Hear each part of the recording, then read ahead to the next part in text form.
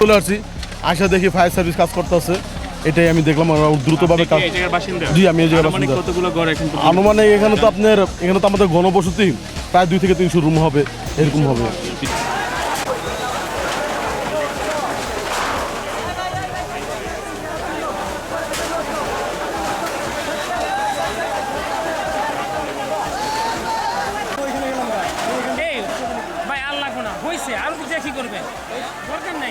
আমি আসরের নামাজ আমার 4টা বাজে জামাত শুরু হয়েছে। আমি জামাত শেষ করে মুনাজাত দেওয়ার পরে আমি 2-3 জন লোকের সাথে আলোচনা করতেছিলাম মুসল্লিদের সাথে। হঠাৎ আমার বাইরে খেয়াল গেল, দেখলাম যে আগুনের ধোঁয়া উপরে উঠতেছে বিশাল আকারে। তখন আমি মসজিদের দোতলা থেকে দেখলাম আগুন হন করে জ্বলতে আছে। যেভাবে জ্বলতেছে এভাবে দেখা যাচ্ছে যে আপনার ঘর বাড়ি আর কিছুই রাখবে না, এইভাবে আগুনের লিলিহান চতুর্দিকে ছড়াই পড়ছে। যে আগুনটা যখন দেখি তখন কিভাবে লাগছে তা জানি না। আমি মসজিদে ছিলাম এবং অবস্থান করছি, যখন মসজিদের কাছে আগুনটা আসলো তো আমার আনুমানিক আমি যেভাবে দোতলা থেকে দেখছি, হয়তো আকাশের বাড়ি, এখানে 2-3টা বাড়ি আছে, হ্যাঁ, আকাশ বা মামুন, ওদের এখান থেকেই কর্নার থেকেই জিলের একেবারেই কর্নার থেকেই আগুনটা লাগছে। আমি যা দেখতেছিলাম দোতলা থেকে।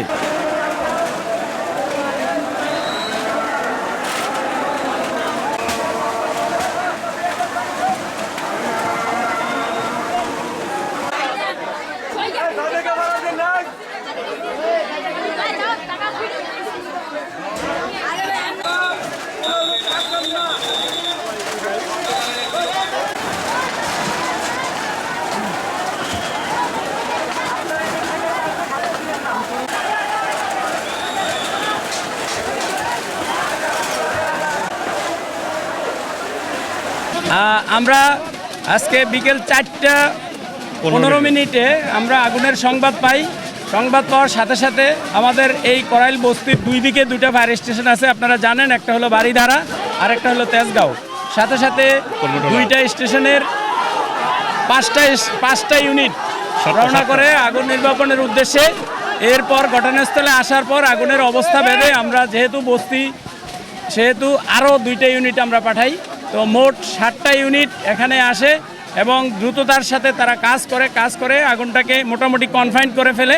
কনফাইন করার পরে এরপর আমরা আগুন নিয়ন্ত্রণে নিয়ে আসি সম্পূর্ণ আমাদের 5:12 এবং এখনও দেখতে পাচ্ছেন টিনের নিচে ধোঁয়া আছে। আগুন আমরা টিন সরিয়ে তারপরে এই আগুনটা সম্পূর্ণ নির্বাপন করবে, হয়তো আরও কিছু সময় লাগবে।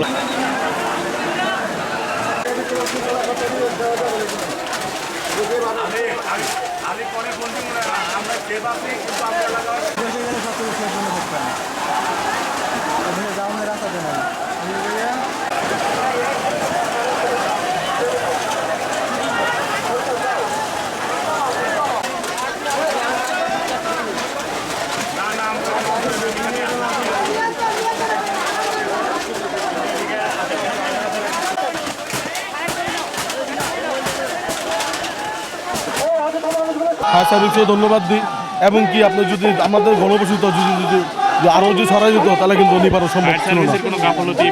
গাফলতি আমাদের চোখে এরকম পড়ে নাই, তারপর আমরা যা দেখেছি ইনশাআল্লাহ আল্লাহ এখনো পুরোপুরি জানা যায় নাই। এখন তারা তদন্ত করবে, ফায়ার সার্ভিস আছে এলাকা থেকে। কিন্তু আমি শুনছি ওদিক থেকে লেগেছে, কিন্তু ফায়ার সার্ভিসের লোক আছে, এলাকার প্রতিনিধিরা আছে, তারা তদন্ত করে দেখবে কোথা থেকে লাগছে, কি আছে বিষয়। আনুমানিক এটা তো আমি বলতে পারি না, আমি ছিলাম অফিসে, তো ওখান থেকে আসার টাইমে শুনছি বাসা থেকে বাসা থেকে না জিনিসপত্র বের করতে পারে নাই, অনেক ক্ষতিগ্রস্ত হয়েছে।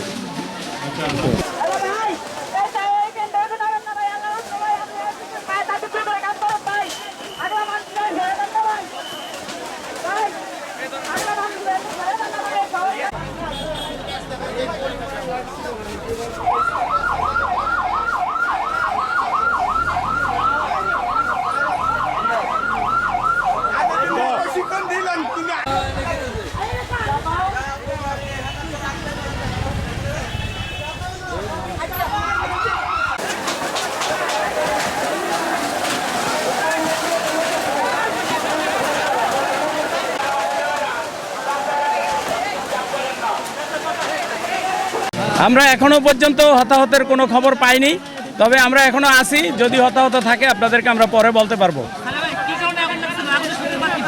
আগুনের সূত্রপাত আপনারা জানেন যে এখানে বিভিন্ন সমস্যা আছে এই বস্তি এলাকায়।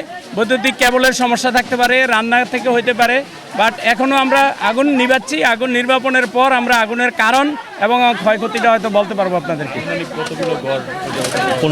ঘর এখনও আমরা পাই নাই। আপনারা জানেন এখানে আপনাদের সামনেই আছে যে একটা রুমের উপর আরেকটা রুম, টিনের দোতলা তিনতলা ঘর। তো ঘর কয়টা সেটাও আমরা এখন বলতে পারবো না। আগে আগুনটা নির্বাপন করি, এরপর আপনাদেরকে আমরা তথ্য দিতে পারবো। আগুন সম্পূর্ণ নিয়ন্ত্রণে, বাট আগুন বাড়ার কোনো সম্ভাবনা নাই। তবে টিনের নিচে কিছু কিছু আগুন আছে, যেটা আগুন সরিয়ে আমরা সম্পূর্ণ নির্বাপন করব। আর আরেকটু বলি আপনাদেরকে, আমরা গত শনিবারেই এখানে একটা গণসচেতনতামূলক প্রোগ্রাম করেছিলাম। এই বস্তির লোকজনও আমাদের সাথে ছিল। আমরা পুরা বস্তিটাকেই কিন্তু আমরা সেদিন পুরা টপোগ্রাফি করেছি বস্তির লোকজনের সহায়তায়, এবং কোথায় পানির উৎস আছে আজকে কিন্তু সেই পানির উৎসতেই কিন্তু আমরা পাম্প লাগিয়েছি। আপনারা দেখেছেন যে এরশাদ স্কুল যেটা বলা হয়, ওই মাঠে কিন্তু এখন আমাদের গাড়ি আছে। আমরা যেভাবে রেখে করেছিলাম ঠিক সেভাবে কাজটা করেছি, এবং সে কারণেই আজকে এই ক্ষয়ক্ষতির পরিমাণ কম হয়েছে। আমার নাম মোহাম্মদ সালেউদ্দিন, উপপরিচালক fire service civil defence, Dhaka বিভাগ, ঢাকা।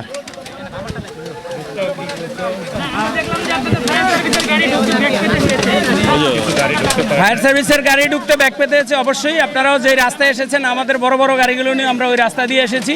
সুতরাং এটা এই সমস্ত বস্তি এলাকায় এটা থাকবে, এবং এটা আমাদের একটা সমস্যার কারণ গাড়ি যদি স্মুথলি আসতে না পারে তাইলে কিন্তু রাস্তায় দেরি হবে। তা আমরা গাড়ি রাস্তায় রেখে আমরা পোর্টেবল পাম্প হাতে নিয়ে আমরা কিন্তু পানির যেখানে উৎস লেক, সেই লেকের মধ্যে আমাদের পাম্প বসিয়েছি আমরা।